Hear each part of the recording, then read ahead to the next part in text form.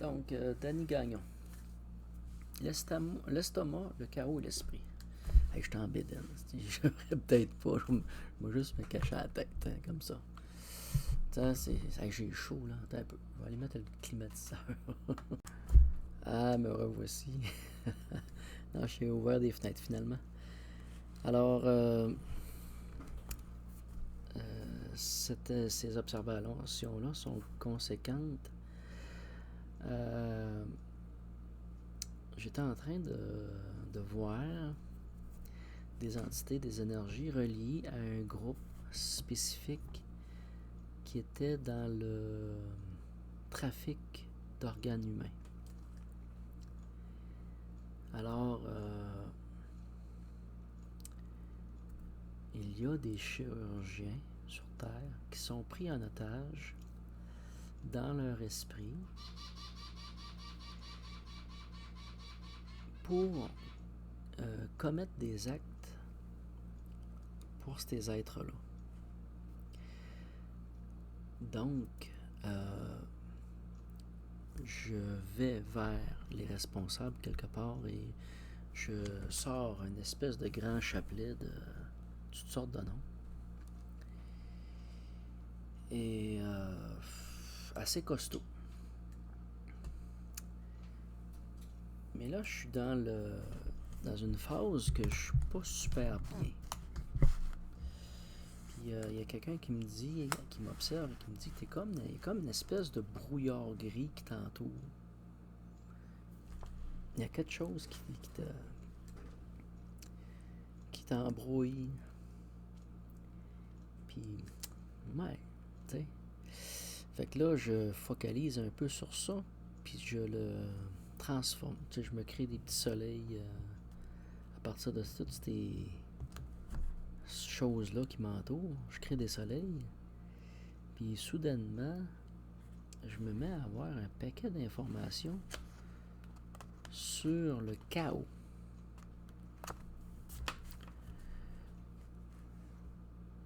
Puis là, je suis en train de voir mes notes, puis je me rends compte que j'ai comme fait une espèce de décortication d'un organe, d'un égrégore, mettons. Je l'ai disséqué, puis là, je m'apprête à le décortiquer, puis à le démanteler. Puis là, je vois ça, puis c'est quasiment, c'est presque, quelqu'un qui connaît pas ça, là, ce que je fais là, ça a presque de l'air chaotique. Ça a presque de l'air d'une espèce de fonction de démembrement, tu sais. Puis,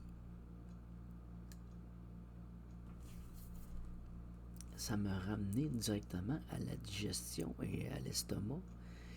Et je pourrais prendre comme exemple un gésier de poulet, mettons, un gésier d'un volatile, qui a vraiment une espèce d'effet de moudre, de briser les grains ou les structures pour les affiner, les séparer, les distinguer. Et ça m'a fait penser aussi à une vidéo de Guillaume Kézak qui a parlé de qu'on est un utérus intérieur, mais qu'on aussi on est un utérus extérieur, tourné vers l'extérieur, et que quelque part le féminin sacré choisit ce qui la féconde. Et dans le principe de la digestion, c'est un petit peu la même chose. C'est un peu comme si on irait choisir ce qui nous correspond de ce qui nous correspond pas. Je vais vous emmener sur un exemple étrange. Ma mère, elle faisait de la peinture à l'huile quand on était jeune, puis elle prenait du gaz, puis des solvants, pour nettoyer ses pinceaux, là. Puis quand elle avait fini, elle allait vider ça en arrière de la maison, sur le bord de la maison, à côté du cèdre. Puis là, J'ai dit, à un moment donné, je sais pas, là, j'étais jeune, moi, là. Elle va le tuer ou elle va brûler son gazon, tu sais. Mais ça me semblait pas maganer. Puis à un moment donné, mon frère, quelques années plus tard, il avait décidé de prendre de l'eau de Javel. Puis il voulait faire mourir une talle d'or rouge, qu'on appelle. Puis il avait versé de l'eau de Javel là-dessus. Puis ça avait fait à peu près rien, finalement. Puis ce qu'on se rend compte, quelque part, c'est que il m'a dit, ça prend que des affaires assez coriaces pour tuer une végétation. Puis que quelque part, la plante se nourrit de ce qu'elle a besoin. Mais si elle meurt, là, c'est un peu comme si elle aurait été trompée quelque part. Là, je parle du glyphosate monosodique ou machin, ou le fameux Roundup, là.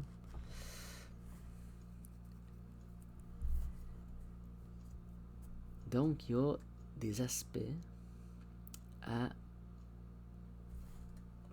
la façon que l'on appréhende les choses dans nos vies et que l'on de façon qu'on les digère.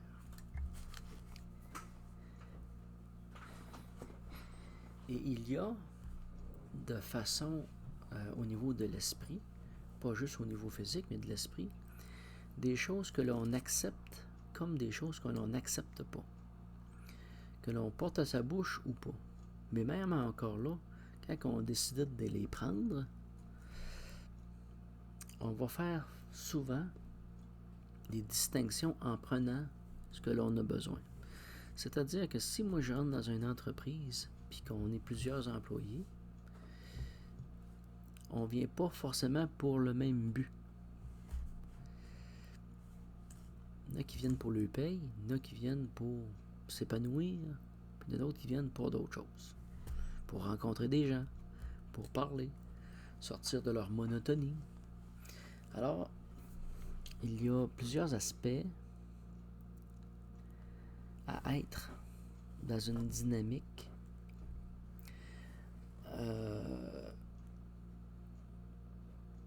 comment je peux dire ça, de communication, ou plutôt d'aller chercher ce qui nous correspond, qui répond à nos besoins alimentaires, spirituels. Alors nous observons que ce que l'on mange nous correspond.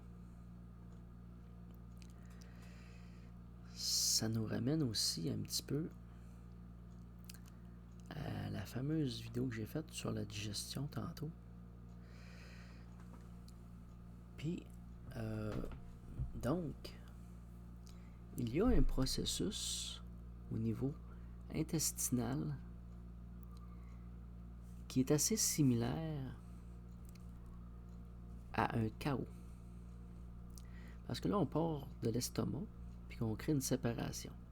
Il va y avoir le foie qui va interagir, mais quand on arrive au petit intestin, qui n'en finit plus, on va rentrer dans un processus de mélangeage, de pétrissage, de farfouillage, et qui quelque part semble chaotique. Mais on le fait aussi dans l'esprit. On le fait de la même façon dans l'esprit, puis on se sert du même outil. On peut être dans une dynamique de l'outil chaos pour défaire, pour recréer.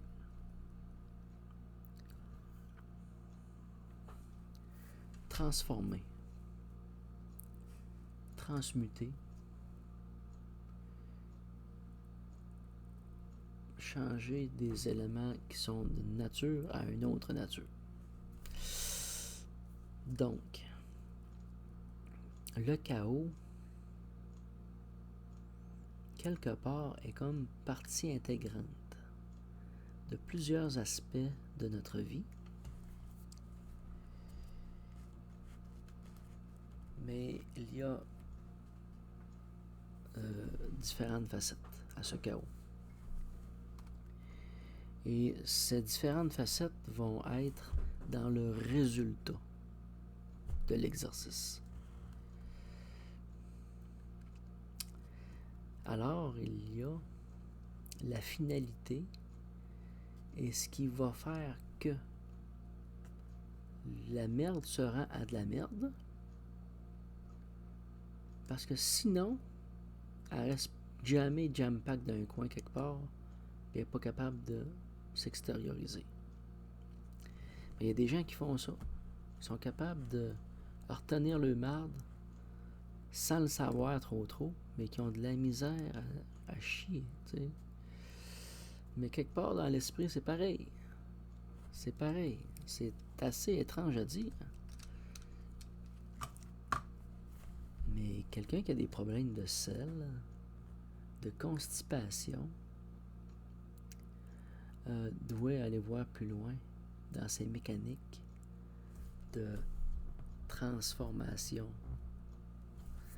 de l'information de différentes natures, de différents aspects.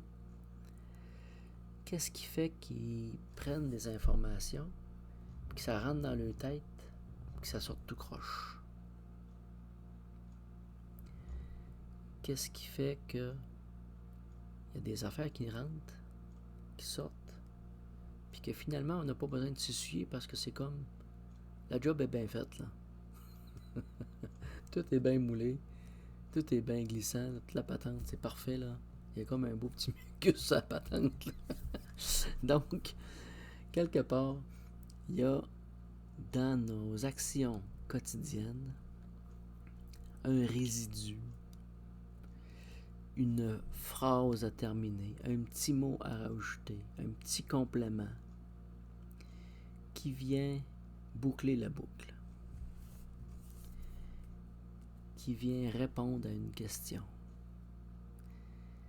qui vient confirmer un sentiment ou une émotion, qui vient compléter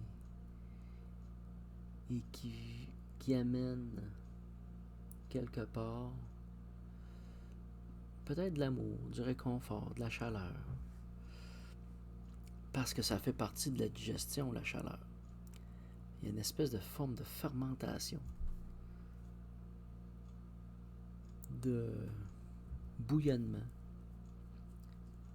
de gaz. Puis c'est vraiment tous des aspects de l'esprit, là. Puis on peut s'amuser avec ça assez longtemps. Mais c'est vraiment important.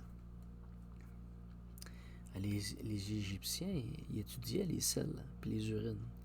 C'était un des premiers langages de la médecine, c'est de savoir reconnaître dans la selle. C'est quasiment une autopsie.